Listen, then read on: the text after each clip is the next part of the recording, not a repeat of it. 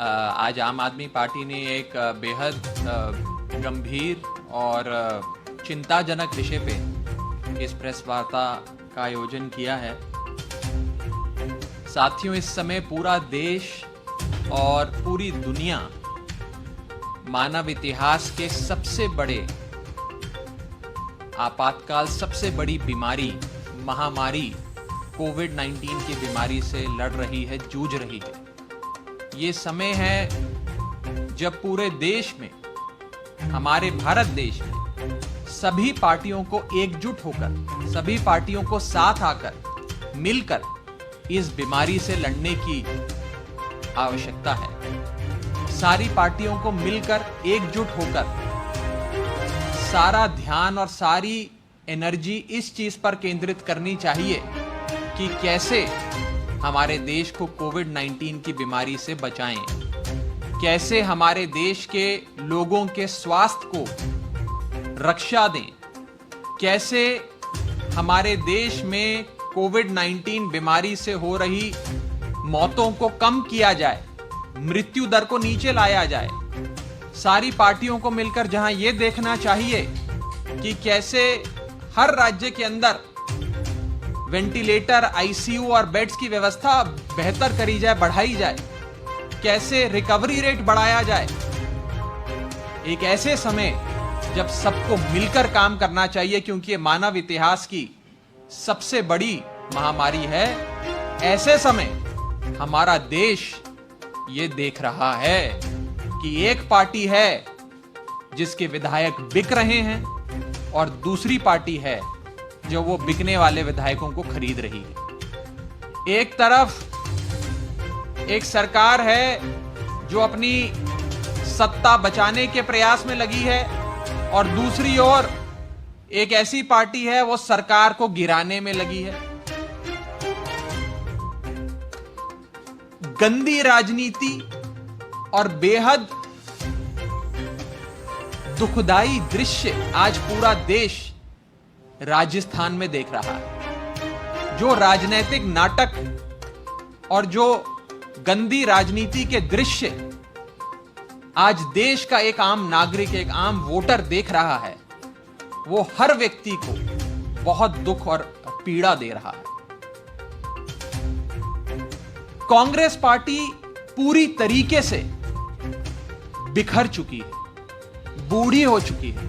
लगभग 125 साल पुरानी कांग्रेस पार्टी आज वेंटिलेटर पर है और हम लगातार ये देख रहे हैं कि राज्य के बाद राज्य, राज्य दर राज्य कांग्रेस पार्टी अपने वोट बेचती जा रही है, अपने विधायक बेचती जा रही है। आप गोवा का उदाहरण ले लीजिए।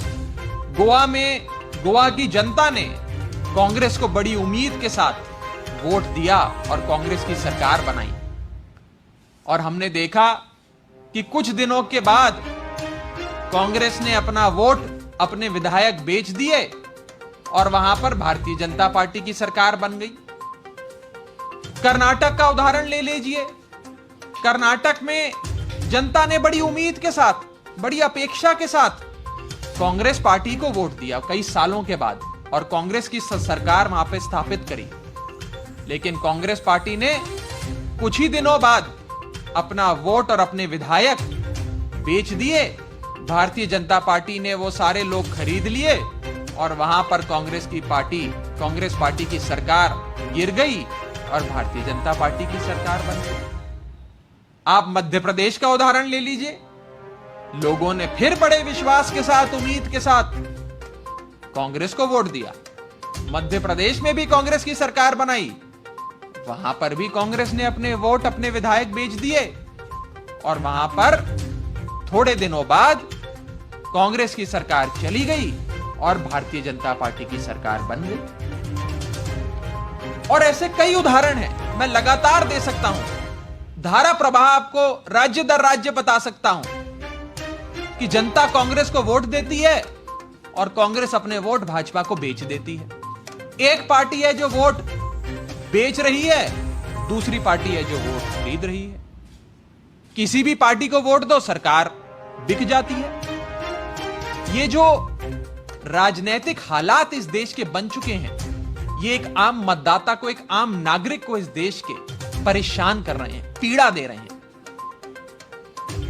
कांग्रेस पार्टी का ना ही कोई भविष्य है और ना ही कांग्रेस पार्टी इस देश को भविष्य दे सकती है। Congress neither has any future nor the Congress party can give any future to this country. Congress को वोट दो तो आपका वोट बिक जाता है, आपके विधायक बिक जाते हैं, और मोटे मोटे तौर पे जो एक बात पिछले कई महीनों के, वर्षों के राजनीतिक उठापटक के बाद लोगों के मन में स्पष्ट होती जा रही है, वो ये है कि कांग्रेस पार्टी, जो मॉरल ऑफ द स्टोरी है कि कांग्रेस पार्टी इस समय वेंटिलेटर पर है, अपनी आखिरी सांसें गिन रही है, मृत्यु की ओर अग्रसर है, और कोई इलाज, कोई प्लाज्मा थेरेपी, कोई हाइड्रोक्लोरोक्विन, कोई रेमडेसिवियर, कोई दवाई अब कांग्रेस को उसकी इस यात्रा से, अंतिम यात्रा से बचा नहीं सकती। कांग्रेस इस देश में बूढ़ी, बिखरती और एक तरह से समाप्त होती पार्टी बन चुकी है। सवाल यह है कि क्या इन राजनीतिक हालातों को देखते हुए आम आदमी पार्टी अपनी जिम्मेदारी समझेगी या नहीं समझेगी? आम आदमी पार्टी ने दिल्ली में बीते 5.5 वर्षों में कमाल का काम करके दिखाया। शिक्षा, स्वास्थ्य, पानी, बिजली, इन क्षेत्रों में अरविंद केजरीवाल जी की सरकार ने चमत्कार किया। बीते कुछ महीनों में जिस प्रकार से दिल्ली के मुख्यमंत्री और आम आदमी पार्टी के राष्ट्रीय संयोजक अरविंद केजरीवाल जी ने कोरोना महामारी पर काबू पाया है, उसकी चर्चा, उसकी प्रशंसा केवल हमारे देश में नहीं बल्कि पूरी दुनिया में हो रही है। लोग आम आदमी पार्टी की बात कर रहे हैं, लोग आम आदमी पार्टी से अपेक्षा कर रहे हैं, उम्मीद कर रहे हैं। सवाल यह है कि क्या आम आदमी पार्टी इस दायित्व को समझेगी? क्या आम आदमी पार्टी इस जिम्मेदारी को समझते हुए आगे बढ़ पाएगी? क्या आम आदमी पार्टी पूरी ऊर्जा से, लोग जिस आशा भरी निगाह से आम आदमी पार्टी की ओर देख रहे हैं कि मरती हुई कांग्रेस और बिगड़ते हुए देश के राजनीतिक हालातों को यदि कोई एक ऊर्जावान पार्टी है, कोई युवाओं की पार्टी है, कोई युवा जोश की पार्टी है, कोई ईमानदार और नेक सोच की पार्टी है, उस आम आदमी पार्टी की ओर जो लोग देख रहे हैं वो ये जानना चाहते हैं कि क्या आम आदमी पार्टी अपनी जिम्मेदारी समझ पाएगी? क्या आम आदमी पार्टी ये दायित्व निभा पाएगी? ये लोगों के मन में सवाल है। ये समय बताएगा, ये समय बताएगा कि क्या आम आदमी पार्टी ये दायित्व समझ पाएगी कि नहीं समझ पाएगी। हो सकता है आम आदमी पार्टी का इतना बड़ा पूरे देश में संगठन ना हो, लेकिन देश का एक एक नागरिक, देश का एक एक मतदाता, देश का आम आदमी, देश की आम औरत आज बहुत उम्मीद के साथ अपने एक लौते विकल्प की ओर, जो कि आम आदमी पार्टी है, उसकी ओर देख रही है। सवाल यह है कि वेंटिलेटर पे जो आईसीयू में जो कांग्रेस पार्टी पड़ी हुई है, जो मृत्यु की ओर अग्रसर है, क्या उस कांग्रेस पार्टी की समाप्ति के साथ साथ आम आदमी पार्टी इस जिम्मेदारी को समझते हुए अपना दायित्व निभा पाएगी या नहीं निभा पाएगी? यह एक ऐसा सवाल है, मुझे लगता है, जिसका जवाब आने वाला समय देश के सामने रखेगा। हमारा यह मानना है कि आम आदमी पार्टी को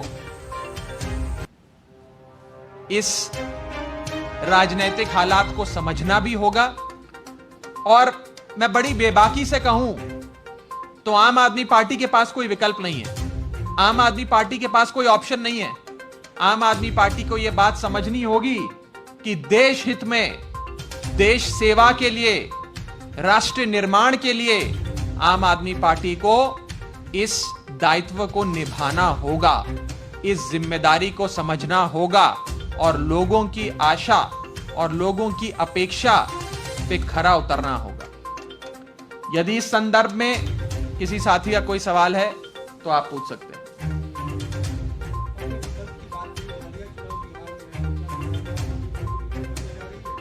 देखिए, मैंने जैसा कहा, यह एक ऐसा सवाल है जिसका जवाब समय देगा। समय बलवान है, समय ही सब जानता है और इसका जवाब भी समय देगा।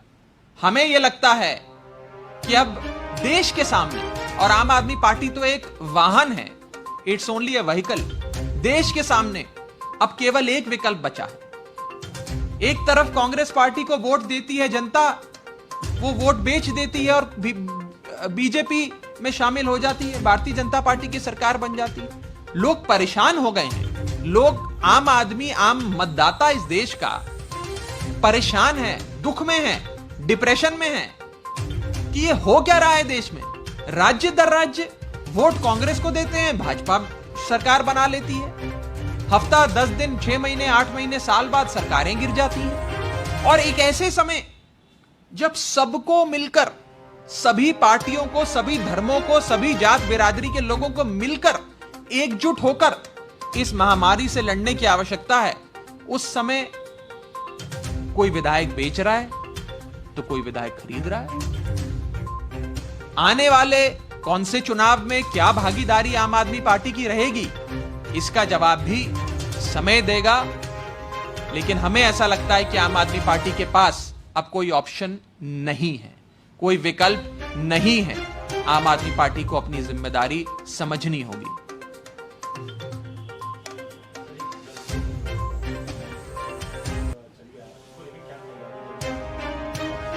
देखिए, पूरी दिल्ली में डीसिल्टिंग चल रही है। जो 2 प्रकार की ड्रेन्स होती हैं, नगर निगम की ड्रेन्स और जल बोर्ड की ड्रेन्स। जो दिल्ली जल बोर्ड की ड्रेन्स हैं, उनकी पूरी विधानसभा स्तर पर एक शेड्यूल बनाकर हमारे तमाम इंजीनियर्स डीसिल्टिंग करा रहे हैं ताकि जल भराव या सीवर भरने की कोई समस्या इस मॉनसून सेशन में ना आए। और मुझे लगता है, क्योंकि आज इस प्रेस वार्ता में आप सब शामिल हैं, कि ये एक बड़े सालों बाद एक ऐसी गर्मी दिल्ली जल बोर्ड ने निकाली है जिसमें पानी की समस्या लोगों को इतनी नहीं हुई जितनी आप पहले के समय में देखा करते थे गर्मी के मौसम में। और ये इसलिए हो पाया है कि 5 - 5.5 साल जो ग्राउंड वर्क, जो जमीन पर उतरकर अरविंद केजरीवाल जी की सरकार ने काम किया है, आज उसके नतीजे, उसका फल सामने आ रहा है। बड़े लोग सवाल कर रहे थे कि महामारी के दौर में कहीं पानी की समस्या आई तो कैसे जूझा जाएगा। मुझे लगता है कि कम समस्याओं का सामना इस बार जनता को और दिल्ली जल बोर्ड को करना पड़ा। और आने वाले समय में जो जो योजनाएं रहेंगी उसकी चर्चा हम आपसे करेंगे। इस प्रेस वार्ता से संबंधित यदि किसी का कोई सवाल हो तो आप पूछ सकते हैं। आपका अमित जी को सवाल।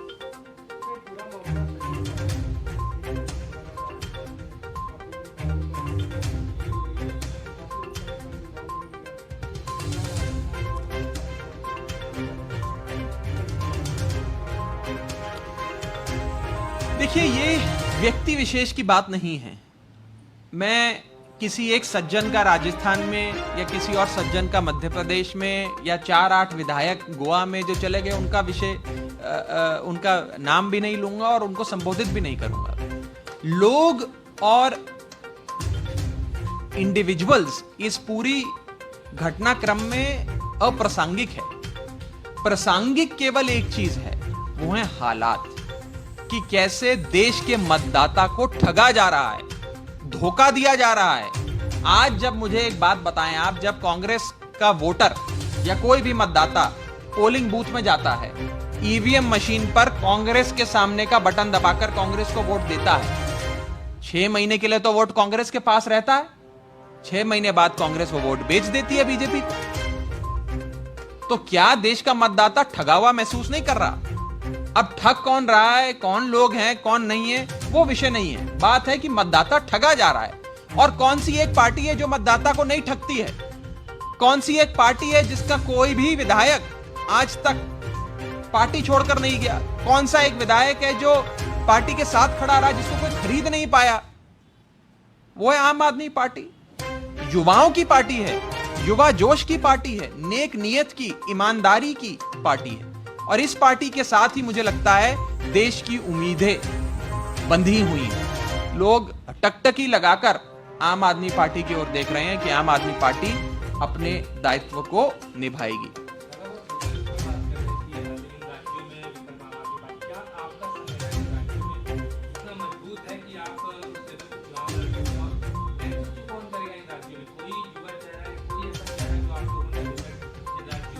देखिए, बहुत अच्छा सवाल है। मैंने तो अपनी प्रेस वार्ता में ही इस विषय को रेखांकित करने का प्रयास किया कि हो सकता है कि देश के कुछ ऐसे राज्य हों जहां आम आदमी पार्टी के पास बहुत रोबस्ट ऑर्गेनाइजेशन, संगठन ना हो, लेकिन वहां के लोग भी यदि किसी एक पार्टी से उम्मीद कर रहे हैं तो वो आम आदमी पार्टी है। तो आम आदमी पार्टी को ये जिम्मेदारी समझनी होगी। आम आदमी पार्टी को वहां पर संगठन बनाना होगा। आम आदमी पार्टी को वहां लोगों की आकांक्षा, लोगों की महत्वाकांक्षा, लोगों की अपेक्षा को समझना होगा और उसके हिसाब से वो दायित्व निभाना होगा। हमारे पास, मुझे लगता है, कोई चारा नहीं है और चारा ना होने की स्थिति में आम आदमी पार्टी को वो काम करना पड़ेगा जिसका जिक्र आप कर रहे हैं। बहुत बहुत शुक्रिया।